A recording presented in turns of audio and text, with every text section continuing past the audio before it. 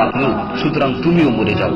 তিনি তৎক্ষণাৎ মরে যাবেন এবং শুধুমাত্র আল্লাহ তাআলাই বাকি থাকবেন।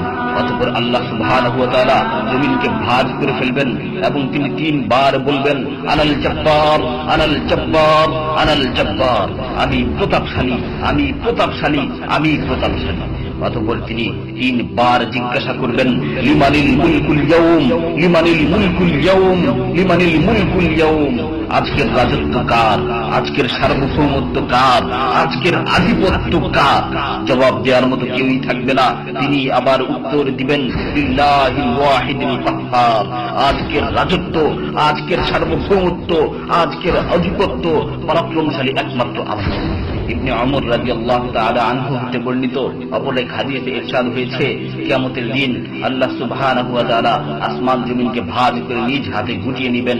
অতঃপর বলবেন, আনাল মালিক, আনাল জব্বার, আনাল মুতাকাব্বির, আমি বাদশা, আমি প্রতাপশালী, আমি অহংকারী।